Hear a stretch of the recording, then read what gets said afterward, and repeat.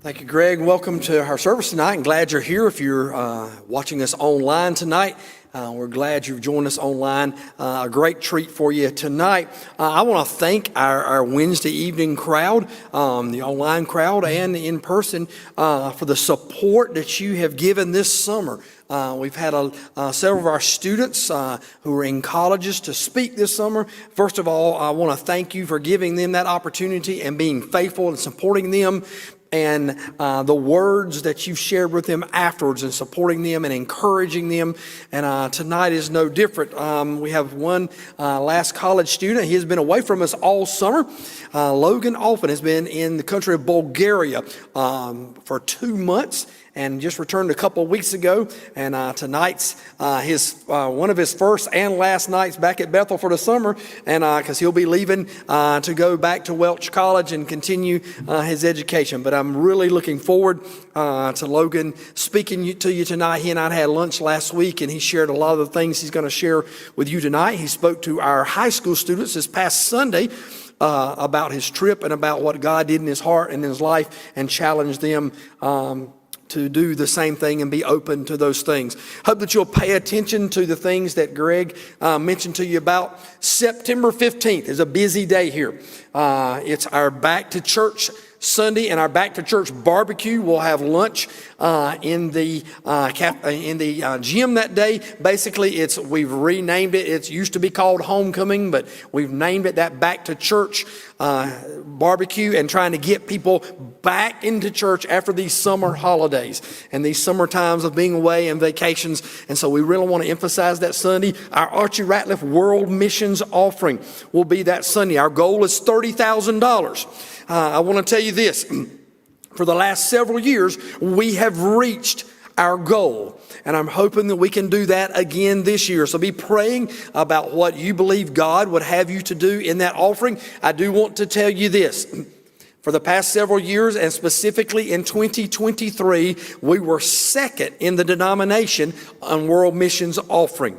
There was one other church in Arkansas. They worked very diligently for that World Missions Offering, and they were around $75,000 for their World Missions Offering. But we were in second place, and not that we're jockeying for position or anything like that, but I was proud of our church that we have reached those goals, and hope you'll be praying about that World Missions Offering. Now, the World Missions Offering goes to the general fund, and it helps all of our missionaries and operating expense, but it also helps someone like Logan who went this summer. Not that Logan benefited personally from that World Missions Offering, but it benefited the missionaries that he was with.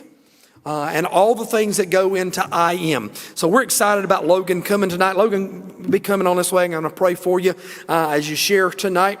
And he's going to share some wonderful things with you that are going on in the country of Bulgaria. We haven't been there very long in IM with regard to like an Africa or a Japan. And I'll let Logan mention a little bit about how long we've been in Bulgaria and some of the things you share with me. So come here, Logan. I want to pray for you and pray that God would use you tonight. Let's pray together. Father, I thank you for Logan and what you're doing in his life. Lord, thank you for an incredible summer he had the past 2 summers.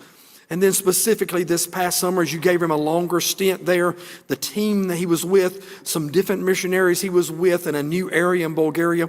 So Lord, I pray with you to be with him tonight, calm his nerves and his fears, and helping him to speak clearly tonight, and to challenge our people to continue to take the gospel around the world. Lord, thank you for what you've done in his life and for what you're preparing him to do. Bless him tonight. Lord, bless others tonight who are out ministering in other churches. And so, Lord, we just thank you for the opportunity tonight. Bless him tonight as he presents the ministry that you gave him the opportunity to be a part of this summer. In Jesus' name, I pray.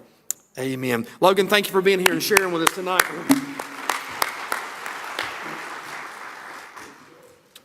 All right, so for everybody who doesn't know me, as he mentioned, I'm Logan. I'm 19 years old. I grew up in BCA and Bethel Church. And man, I just want to start out just letting you guys know how much I appreciate this church and how much I love this church. When I meet new people and they ask me where I'm from, I say KInston, North Carolina. Not really expecting them to know where that is, and most people don't. But within Free Will Baptist, whenever I say, oh, I go to Bethel Free Will Baptist Church out in North Carolina, out in eastern North Carolina, man, I am so proud to be able to say that this is my home church. And I love this church. We are blessed with a pastor, with a leadership team, with a deacon board, and with the body of believers that love missions and support missions. And I just want to thank you so much for that. Thank you for how you've supported me on every trip that I've ever been on, whether it be E-Team to or to Bulgaria last summer and this summer. Just thank you so much from the bottom of my heart. You can ask my mom about this. I could sit up here for days and talk about Bulgaria. But for brevity's sake, I've shortened it to, we should be out of here around 10, hopefully. But I'll try my best to keep it short. So Bulgaria, a lot of people don't know where Bulgaria is. I don't know that I did before I went there. Signed up for the trip and then immediately looked up, where's Bulgaria? I knew it was in Europe. There's a map. It is not super visible, but when people ask me where Bulgaria is, I say it's 2 countries down from Ukraine. Most people know where that is because of the recent events there with Russia. So you have Ukraine, Romania, and then Bulgaria right below there. Bulgaria is kind of on the border between Europe and Asia and the Middle East. Bulgaria, back to my informational slide that's somewhat hard to read. Don't worry, I have it here. I'll read it out loud to you. Bulgaria is roughly the size of the state of Tennessee. 80% of the size of North Carolina, which in Europe is a pretty good-sized country, but for our American context, it's not a real big place. They've got 6.5 million people, which is almost exactly half of the population of North Carolina. About a third of those people, about 1.9 million people, live in their capital city of Sofia. So it is not a very densely populated place. As far as the people there, only 85% of the people that live there are Bulgarian by birth. About 9% of them are Turkish. These are people who have fled Turkey and come to Bulgaria to have a better life. And then about 5% of the population is the Roma people group. If you haven't heard of the Roma people group, the more commonly used name is Gypsies. Gypsies are a very hated group across Europe. Pretty much everybody in Europe cannot stand Gypsies. They are a people group that are ripe for the gospel. Most of them are atheists or agnostic. They don't have any religion whatsoever. And man, they are ripe for the gospel. There's a big group of them in Svistov that Tim and Lydia are able to witness to. The country, as far as religiously, is 63% Orthodox Christian.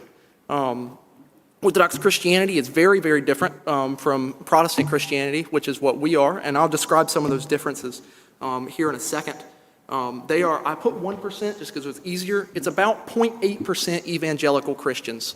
So Free Will Baptist, Baptist, Methodist, things like that. About 0.8% of the country is evangelical, which is obviously not a lot of people. About 9% of them are Muslim, which correlates right with that Turkish people group. Pretty much everybody that is Turkish is at least nominally Muslim. And this is a much, much more recent turn of events. About 16% of the country has no religion, which means atheist or agnostic. Most of these people are younger people, 30 and below. And man, it's changed a lot. 40 years ago, you could have gone to Bulgaria and probably upwards of 90% of the people would have claimed to be Orthodox Christians. Bulgaria is a very, very old nation. There's a lot of history there. Tim and Lydia Autry, the missionaries I was with, Tim is a history nerd. So just from what I've heard from him, I could talk for hours about their history. But I'll just mention, I'll brush over the most important 2 things in their recent history that affect their cultural context in a massive way today. The first, it was the Ottoman occupation of Bulgaria. This was the eastern branch of the Roman Empire after they split off. This empire was centered around Turkey. Modern-day Istanbul was their capital city, and they were a Muslim nation and kingdom, and they took over Bulgaria in 1396 and controlled it until 1878. That's about 500 years. There were 2 main, really impactful things that happened in those 500 years. One, intense persecution of all forms of Christianity. There was no Orthodoxy, no Catholicism, and no Protestants. If you were found to have a Bible or have any faith-related materials, or if someone just told a government official, hey, that guy's a Christian, you were dead. There was no toleration. If you were a Christian or had any ties to Christianity, they killed you. So there was intense persecution of Christianity for about 500 years. Then during that 500 years, there was virtually no advancement in technology. For anyone who knows World War I history, the Ottomans were pretty much completely wiped out because they were so far behind the rest of the world technologically. They were fighting in World War I with muskets. They did not like any technological advancement, so this hindered Bulgaria's growth for a long time. Bulgaria, they have smartphones, they have computers, but as far as their infrastructure, they're still to this day 20 to 30 years behind the rest of the Western world. Then the Romanians, their northern neighbors, came in and freed them for the Ottomans.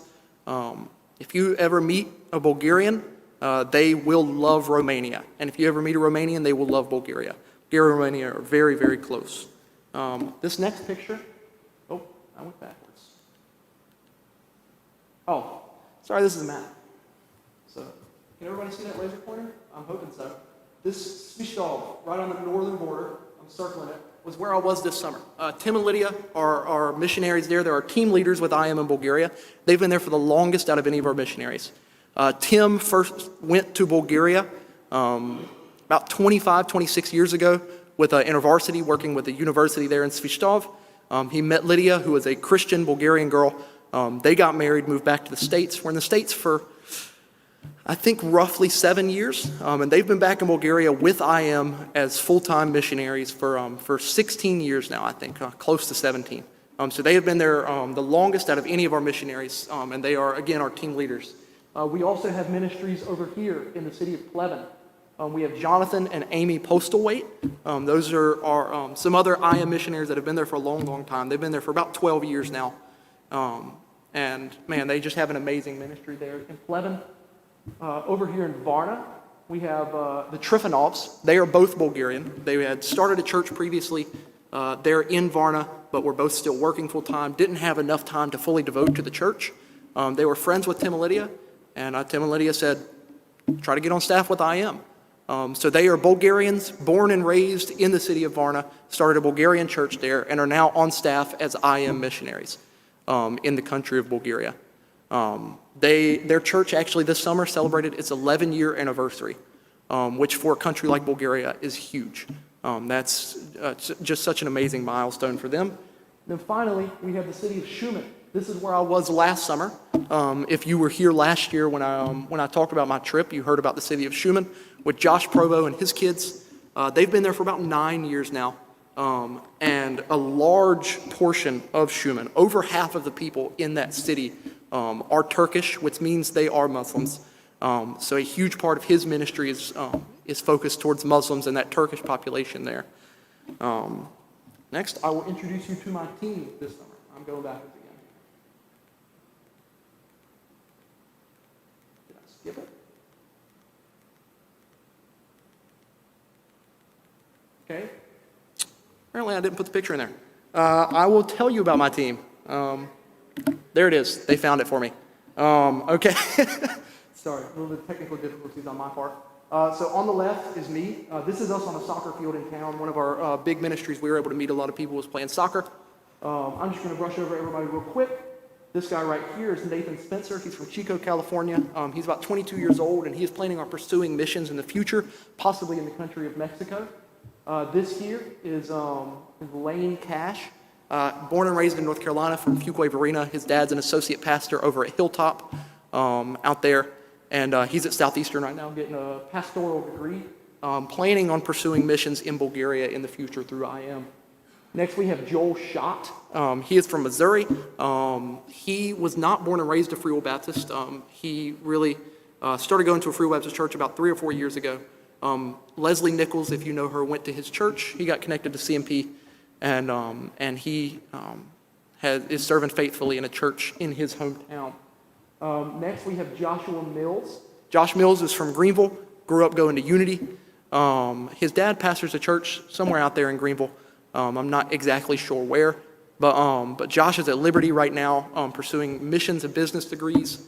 and planning on hopefully working in the office in IAM in the future. Next, going down from there, we have Abby Long. She is at Welch, getting a missions and teaching degree, planning on pursuing some kind of missions with IAM in the future. Next, we have Emily Hoff. She is from Oklahoma, and she is also planning on pursuing missions in Bulgaria specifically. Finally, we have Foster Beck. If you know Dr. Beck, he's been a professor at Welch for a while now. That is his oldest son, and he's at Welch. He's getting a degree. I've forgotten what degree he's getting, but he's getting something. But if you'll notice, if you were paying attention just then, I mentioned, including myself, 1, 2, 3, 4, 5, 6 of our 8 team members are planning on pursuing missions in the future. 3 of us planning on moving towards Bulgaria in the future. And man, what a blessing it was to have that team around me and be a part of that team that were so missions minded and man, they're all amazing. If you ever get a chance to meet any of them, great people. I'm going to briefly go over Orthodoxy. So Orthodoxy split from the Catholic Church earlier than the Protestants, split in 1054, which is about 1,000 years ago. This is the Christianity of much of Eastern Europe and much of like the Middle East. By and large, if there's Christians in those areas, they're going to be Orthodox Christians.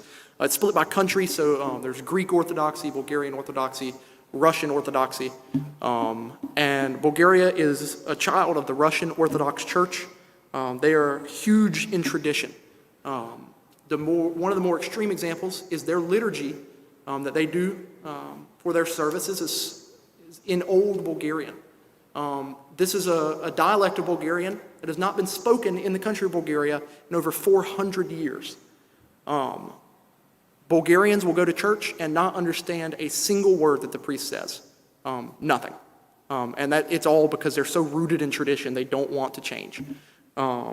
Their churches are very, very works-based, and it's just very shallow by and large.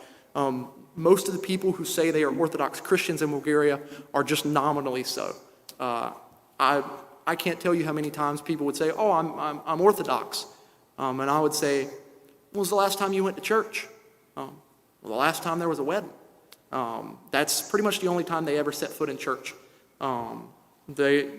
Especially this younger generation, is growing further and further from those Orthodox roots to the point where, by and large, if someone in Bulgaria says they are Orthodox, most of the time that means nothing other than it's just what they call themselves. It has no real effect on their lives whatsoever. I'm going to give you a rough timeline of my trip. Again, I was there for 2 months from left here May 17th, and then left Bulgaria July 17th. So 2 full months there.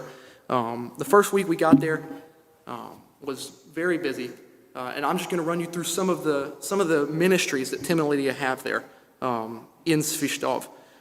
So every week we on Tuesdays and Wednesdays we would go to retirement homes in town. We would go and just spend time with these older people who most of them don't get visitors. Most of them don't ever get to talk to anyone other than the other people living there with them. Most of them are very, very poor and destitute. And they have nothing but this state-sponsored retirement home. Very bad conditions. The 2 things that stood out the most to me there was the heat and the smell. It is nothing like any retirement or old folks home here in the States. If it was in the States, it'd get shut down immediately. Just not great conditions. But man, they just got so excited, especially when they would have young people come in and hear us try our best to tell them about ourselves in broken Bulgarian, because Bulgarian is, at least for me personally, a very difficult language to learn. But man, the first week I went there, Lydia was sharing a Bible story. She shares a Bible story every week. She was sharing the story of Joseph. It's a very basic story. Everyone in this room, I'm assuming, knows the story of Joseph, heard it at a very young age. These are people who were in the mid to late 80s and older, and none of them had ever heard this story before.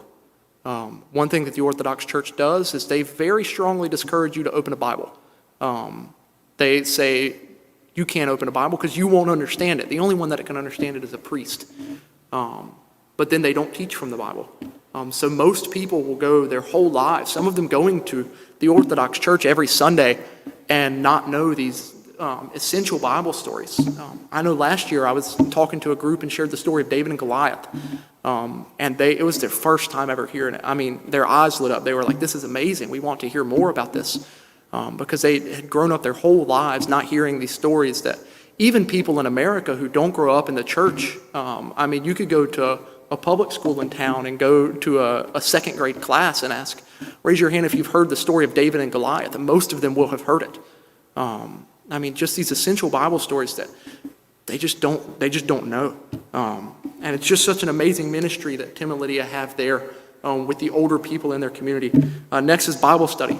We do this every Wednesday night.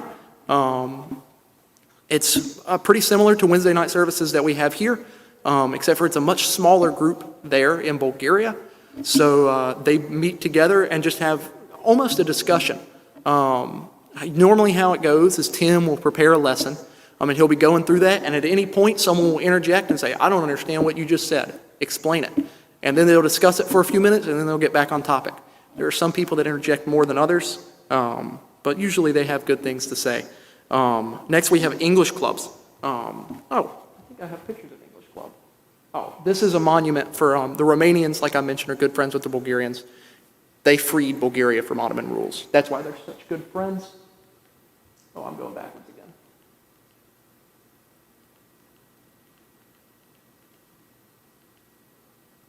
This is us at the retirement home. I keep forgetting about my pictures. This is me at the retirement home. Me and Abby Long, who is my partner in these ministries for this summer. Lydia is not quite in the frame, I think because she's taking the picture. And this is English Club. English Clubs was one of my personal favorite parts of the week. Every Friday night we would have English Clubs. There were two. There was a more basic English club, normally for children. This is what they were in. And then there's a little bit more advanced English club for people who can at least speak some form of English and hold a little bit of a conversation. They go to the more advanced English club. Lydia teaches the children. Tim teaches the adults, or older teenagers and adults. And man, it's just such an amazing ministry. There's so many people in Bulgaria that want to learn English. English is the most widely spoken language in the world, by a huge margin. And now in the age of technology, they have access to so much English music, English entertainment. They meet English speakers that are there. English is the international trade language. There's just so many reasons why people would want to learn English, but it's not cheap. Getting a private tutor is quite expensive, and most people in Bulgaria are very, very poor comparatively to us here in America. So Tim and Lydia hold these free English clubs. There's absolutely no cost. You just show up and get taught English. And this is one of their, I hate to say more successful. That does not feel like the correct word to use, but I can't think of a better one. They build an incredible amount of connections by people who just come to these and want to learn English, people who send their kids to them. This picture is actually all 5 of these girls graduated from the more basic English club, and they're going to be moving on to work with the adults. This is actually their first graduating class. In years past, they've had trouble with consistency. These 5 girls have been there every single week on Fridays at the same time for an hour and a half for 12 weeks straight. None of these 5 girls missed a single class. Because of that, they got certificates. They graduated from the English club, and they're going to be moving on to learning more English. I really enjoyed building those connections with those people, especially the ones who spoke a little bit more English, to be honest, because that was obviously much easier for me. And it's just an amazing ministry that they have. Through the program of CMP, which is the program that I went through, college missions program, I have been doing it for a long time. We had certain responsibilities with Tim and Lydia.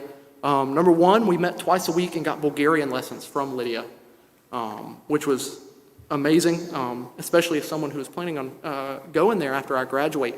I'm going to need to learn Bulgarian eventually. So it's really, really nice to get that head start. We had team meetings with Tim just to discuss business, discuss plans for the week, things like that. And then we had discipleship. They have a book where everyone who gets saved in their church, they invite them to come and do one-on-one discipleship, the men with Tim, the women with Lydia. And they have a book that they go through that is just like the basics of Christianity. So Tim took us through that book. Most of us on our team were born and raised in church, have been Christians for as long as we can remember. And some of this stuff just feels like natural. Like they talk about prayer. In one of the chapters, they talk about reading your Bible. And they go into why that's important and why you need to do it. Because as a new believer, if someone says, oh, you need to read your Bible, sure, but why? Like how does it benefit me? Why do I need to be reading this? And this discipleship course goes into all of those reasons why these things need to be done. Not just because the Bible tells us is reason enough, but it goes into why these things are just so incredibly beneficial to us and our faith and our relationship with Christ. So that's a discipleship program that is offered to every single believer in Bulgaria that are in our IM churches. So that first week was very, very busy. I'm going to move kind of quickly here because I want to have time for questions at the end. This is an example of some Bulgarian. This is the Cyrillic alphabet. You couldn't tell from context clues. This is numbers. These are just the ends of the words. There's a prefix that you put on there based on what number it is. But this is the Cyrillic alphabet. Just a quick tip, if you meet anyone that is Bulgarian, the odds are not likely in eastern North Carolina. But if you do not call that the Russian alphabet because you are liable to get slapped. They don't take that lightly. The Cyrillic alphabet was named for two brothers, Cyril and Methodius. I've always felt bad for Methodius because his brother got all the glory. They named the alphabet after him. But they were missionaries from Greece. They came to Bulgaria and they thought, oh, these people don't have the Bible. Let's translate the Bible. And then they ran into a pretty big issue. They don't have a written language. Let's make one. So they invented the Cyrillic alphabet for the express purpose of translating the scriptures into Bulgarian. There are not many Bulgarians who know that. When you tell people, Bulgarians that, they're like, really? That's why? That's where the alphabet came from? It was invented by Christian missionaries for the purpose of getting the Bible in a language that these people could read. The Cyrillic alphabet is just incredibly important. It's used in all the Slavic countries, Russia obviously being the largest. That second week, we did one of my favorite things we got to be a part of the entire 2 months. There's a place in Svistov. It is one of only 2 or 3 in the entire country. It is very similar. It's a place that's similar to Caswell, but only for children. It is disabled children who have all ranges of disabilities, reasons they can't be at home all the time. There are people that live there year-round. There are people that come Monday through Friday, go home on the weekends. There are people who just come in the morning and leave in the afternoon like school. And all of them have varying levels of needs. But again, this is one of only a few in the entire country. So there are people that move from all around to come to Svistov. The Autries would not like me sharing this because they do not like getting praise. But this is a ministry that they do that has nothing to do with IM. They personally, out of their own money, sponsor 2 children every year and pay for their schooling at this school. It's just such an example of the love that they have for their community, the love that they have for their country, and a way that they're able to build a lot of connections. They've been working with this center for about 15 years. There are 2 women that work there that have become believers and joined the church because of their connection with Tim and Lydia through this center. They used to be able to come and do Bible studies and stuff like that with the kids who would be able to understand it, but since COVID, they had to stop that and have not been able to resume it yet.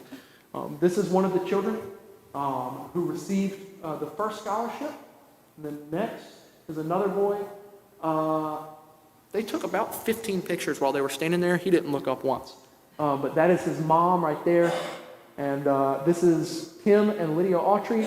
This is their oldest son, Alex. Alex is one of my best friends. I'm going to be rooming with him when we get back to Welch. And as someone who is learning Bulgarian, he's an incredible resource to have. That next week, we did the Exchange Project.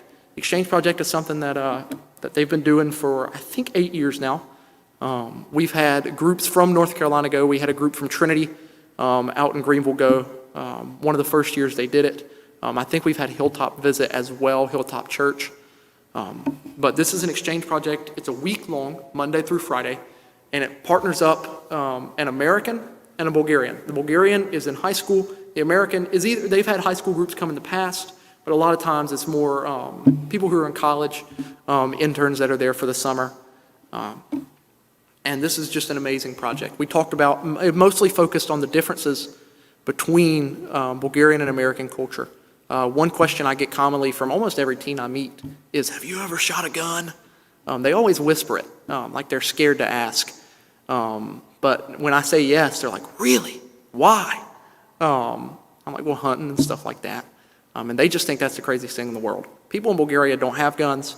They're terrified of guns. Most of them, again, have never seen a gun. The schools are extremely different. There are some things that I think some of our American kids would like. Discipline doesn't really exist. They do almost whatever they want. Also, homework does not exist. We had several Americans who thought that we should change the American school system to more closely match theirs, especially the homework rule. But man, we just got the Bulgarians are a people group that are very mistrusting. That was a hard pivot, sorry. They are a people group that is very mistrusting. There's a saying in Bulgarian, you can only trust your mother. And people live by that. They don't trust anybody. So there are people, if Tim Autry said that most people, it takes an average of like 6 to 7 years before they set foot in a church. And it's just an incredibly difficult culture. It's definitely a very relational culture where you have to build those relationships for years at a time to be able to share the gospel and have them listen and trust you and trust what you're saying. So this is really not something that we expect to see a lot of just radical change. We don't expect all the kids in the project to get saved. In fact, they haven't had a single kid get saved during the project. They've had 4 over the years that are now members of their church. One I'm good friends with is Vanya. She is a little bit older. She was in one of the first years. But this is really just a project that is about starting those relationships. Again, Bulgaria is extremely relational. Sometimes it can be difficult to just start those relationships because it can be awkward if you're just walking down the street to just stop somebody and be like, hey, how are you doing? My name's Logan. It's just weird. People will look at you funny and keep walking, probably a little bit quicker to get away from you because they'll think you're a weirdo. And it's just an incredible opportunity to build those relationships. That next week was just an average week of ministry. But I got to spend some time with a man in the church in Svishtov named Ivo. His full name is Ivailo. Everyone in Bulgaria has a nickname. His nickname is Ivo. And I want to share his story with you guys because it is just such an amazing example of the Lord working in his life for years and years before he knew it. To give you some context, Ivo had been coming to the church, their old church building in Bulgaria. The upstairs is an apartment. That's where the girls from our team were staying, so we would go over there and cook dinner a lot. And I noticed every week on Friday night or on Thursday night, he would go into a classroom. He was sitting there for about an hour and 15 minutes by himself, and then he would get up and go home. And he did this every single week. So one week he goes in there. He's been in there for about 30 minutes. I think to myself, man, I feel bad for him just sitting in there by himself. I'm going to go talk to him. And I go in there and I'm like, hey, what's going on? What are you doing here? And he said, I'm here for AA. He leads Alcoholics Anonymous in Svishtov. And he's been leading it for about 1.5 years now. And he's had one guy show up once. He showed up one time. And Ivo has not missed a week.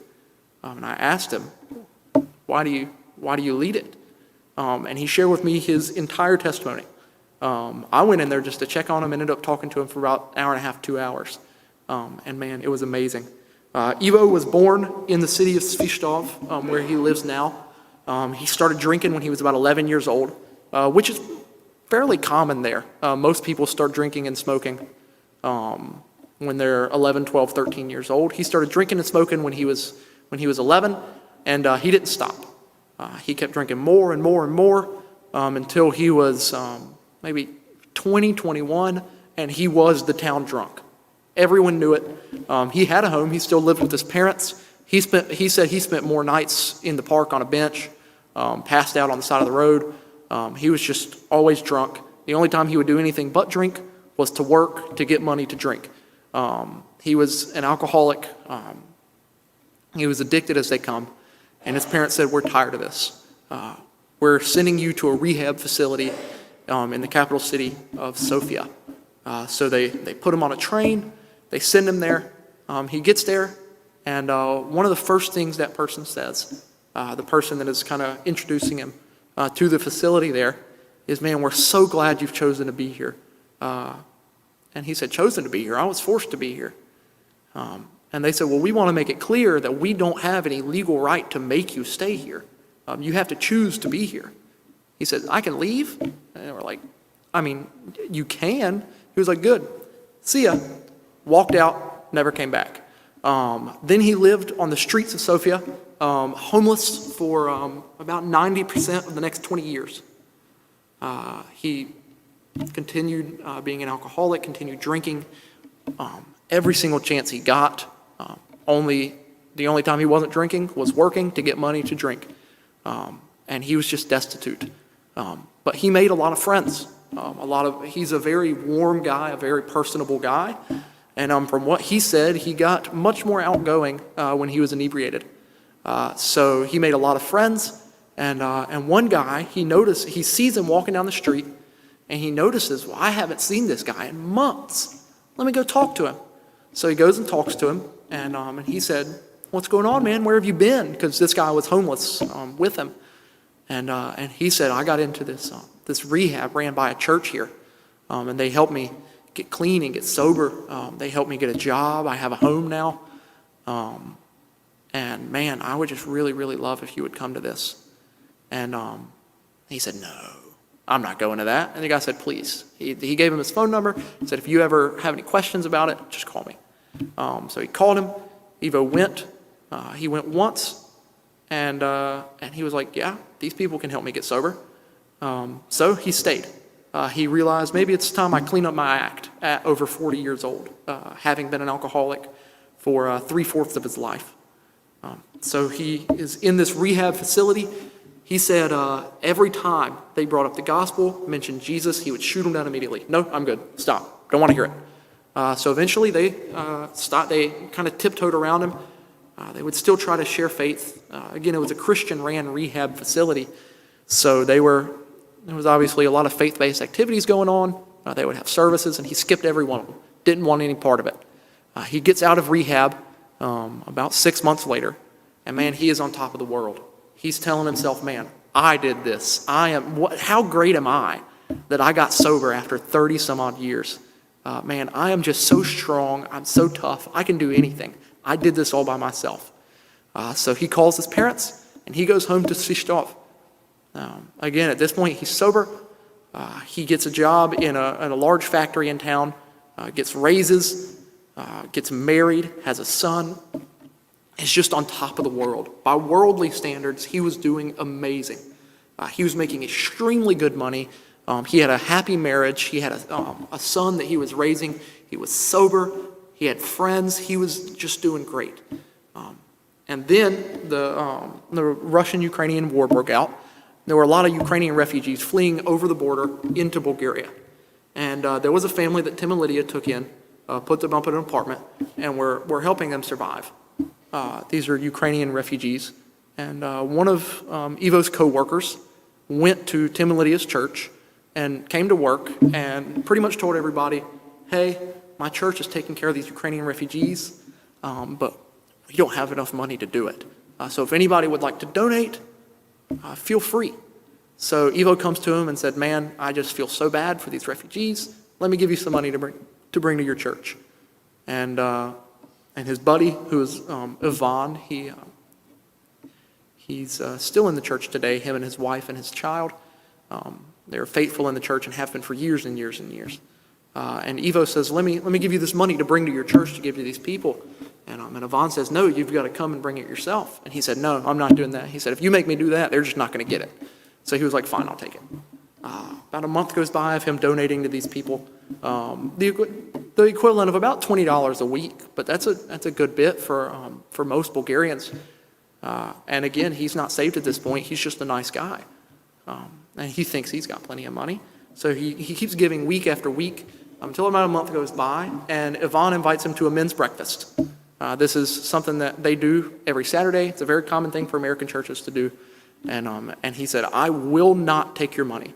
He said, if you want to give it to help those refugees, you're going to have to come give it yourself. So Ivo says, fine, I'll bring it by. And Yvonne says, well, I'm bringing my son. Why don't you bring your son, Mitko? So he brings his son, and he goes by. And how these men's breakfasts are is I actually have a picture. The interns were responsible for preparing breakfast for one of them, and this is the spread. We were pretty proud of Joel's fruit plates. But anyway, the first hour of this men's breakfast is just fellowship, eating.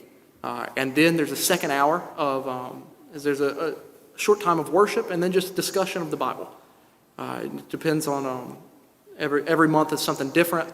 Sometimes Tim, sometimes one of the other men in the church will prepare just a Bible study for them to just talk about, discuss for about an hour. Ivo comes, he sits down, eats, meets Tim Autry, gives him the money for the refugees, and as soon as they open the Bibles, he's out of there. He's gone. That second week, he told Yvonne he was never going to come back.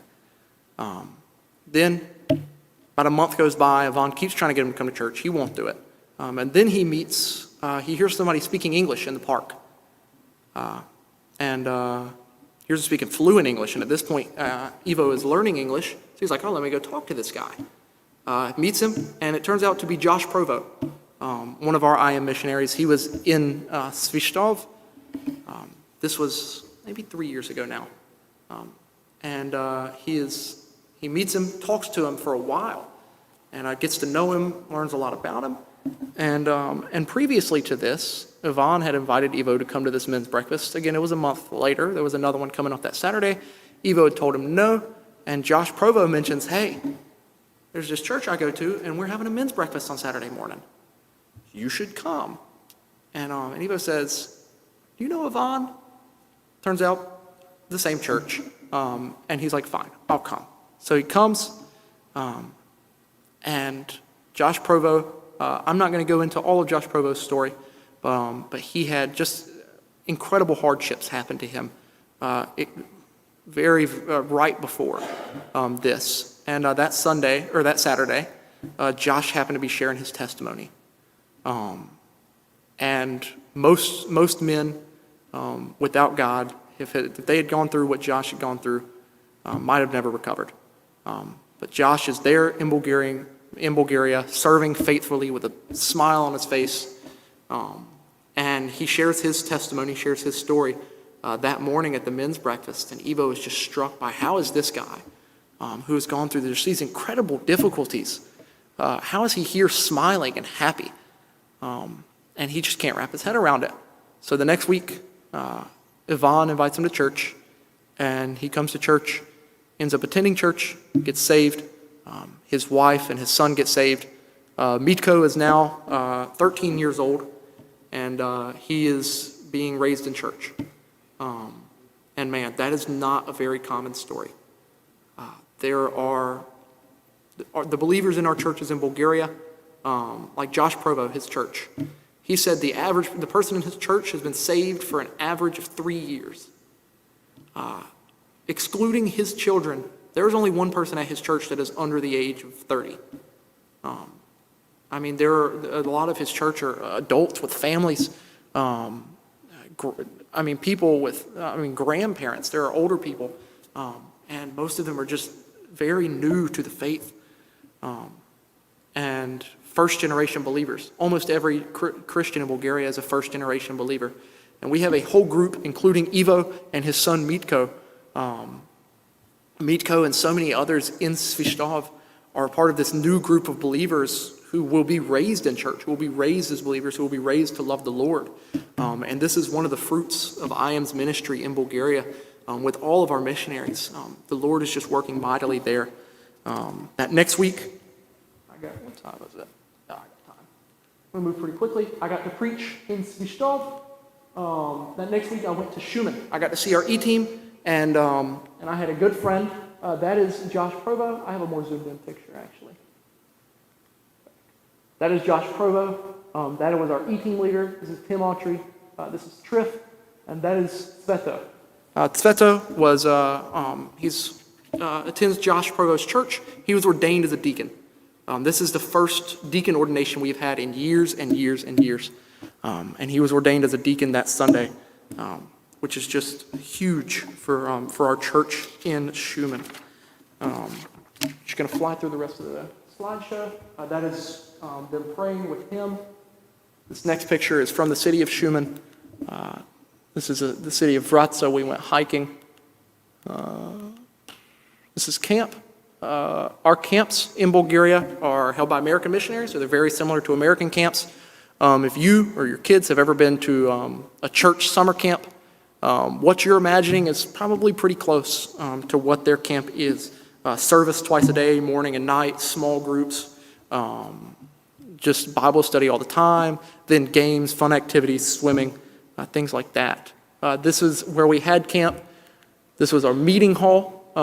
That up front is Nathan sharing his testimony with the group. All the interns got to share our testimonies.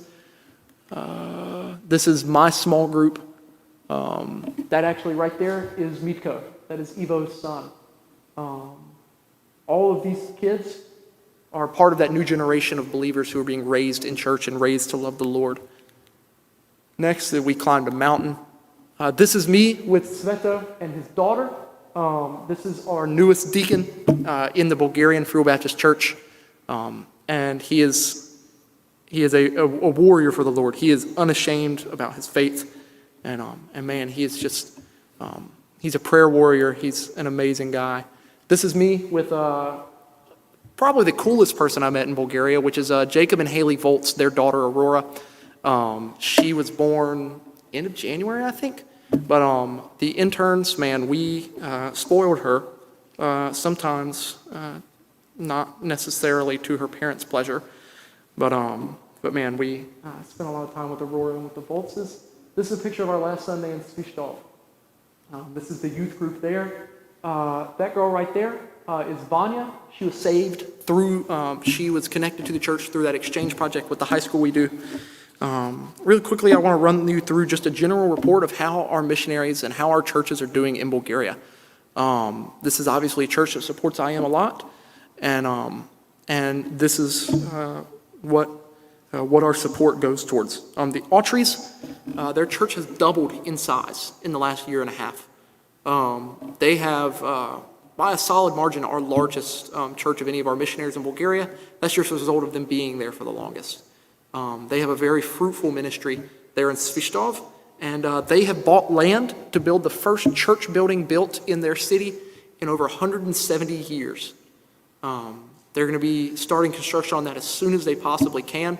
They are actually going to be in the States in February for the first half of this coming year, just traveling around and raising support for that church building. The Postal Waits, Jonathan and Amy, they've been there. They're in the city of Pleven. They work with a lot of college students. Their church is growing a lot. They're actually in the market for a new church building because they're on the verge of outgrowing theirs. The Provo family are near and dear to my heart. I served with them all summer last summer. And when I was there, Josh Provo was pastoring two churches. He's pastoring the one in Schumann, which was running about 20 people every Sunday. And then he was pastoring one in a village called Novi Pazar. And we had somebody show up about every other week, averaging probably 0.5 people a week, which is not a very healthy church. This year, a year later, almost exactly, Josh Provo is pastoring 30 churches and averaging over 80 people. These are people that are getting saved, that are serving the Lord, that are joining these churches. The Lord has just worked so fruitfully and so powerfully through Josh and his family, and allowed them to be part of such amazing ministry. Again, a year ago it was 20 people and two churches. This year it's 80 people across three churches. The Lord has quadrupled his ministry in just a year's time. The Trifonovs, 11-year anniversary at their church. They're in the city of Varna. They work with a lot of college students, and they have by far our largest group of young people of all of our churches in Bulgaria. They get to work with a lot of college students. And then we have two young missionary families in Bulgaria. We have Britton and Debbie Driscoll. They're in Schumann working with Josh right now. And then we have Jacob and Haley Volts that are in Svistov working with the Autries. I will say, just really quickly, I have been a part of E-Team and a part of CMP. And I cannot express enough, if you have students in your lives, whether it be your children, whether it be your grandchildren, whether it be your cousins, I would encourage them, please do E-Team, please do CMP. It is just such an amazing program. We have Josh Provo. He was introduced to missions all those years ago through E-Team. I would not have been to Bulgaria had it not been for E-Team and for getting to experience missions firsthand. It is just, they are such amazing programs. And then when they finish E-Team, CMP for college students, I would just encourage you, if finances are a discouragement from trying from going on those trips, do not let that be a discouragement. I have just been constantly astounded by just the generosity of the believers, not only in our church, but around the country. I was struggling raising funds for my trip this year. We had a prayer meeting that we do every week at school. This was last semester, and we were given prayer requests, and I said, man, I'm just not close to my fundraising goal at all, and I'm really worried about it. When we prayed, we finished praying, and I said, I've got to go pee before we pray some more. So I get up to go to the bathroom, I check my phone, and while we were praying, somebody from this church donated $500 to my trip. The Lord answers prayers, and He works through the believers in this church, and He works through this church itself. This church has supported me greatly, not only financially, but just in huge amounts of prayer and love on every trip that I've been in. If finances are a reason that you are just that your kids don't think they would want to go on these trips, do not let that be an obstacle. Talk to Mr. Chris, talk to Mr. Fordham, talk to anybody from our church, and the believers in this church will get your student there. Again, like I mentioned, this is a church that loves missions, that supports missions, and I'm so thankful for this church, so thankful for every person here. Thank you for listening to me. Again, I could blabber on for hours and hours and hours, but I will save you from that because nobody wants to listen to that. My mom doesn't, but she doesn't have a choice. So she's heard me talk about Bulgaria too much. But I'm going to pray. And again, I want to thank you for letting me speak. I love talking about Bulgaria. And if anybody ever has any questions, feel free to talk to me. I'm on Facebook. You can message me there. You can text me, call me, whatever. If anybody has any questions about missions, about Bulgaria specifically, because that's what I'm the most knowledgeable in, feel free to ask. Again, I'll pray and then get on out of here. Lord, I come to you tonight. I just want to thank you for this church. I want to thank you for how you've used this church, used this body of believers to do your work around the world, whether that be through monetary and financial support for our missionaries, whether that be through prayer for your ministries across the globe. I want to thank you for how this church has supported me and supported all of our students. I just want to pray that you'll be with the country of Bulgaria, be with our missionaries there, with Tim and Lydia, and Josh and Jonathan and Amy and Triff and Vanya, and the Driscolls and the Voltses. Be with them, work mightily through them. And in your name I pray. Amen. Thank you, buddy. Yes, sir.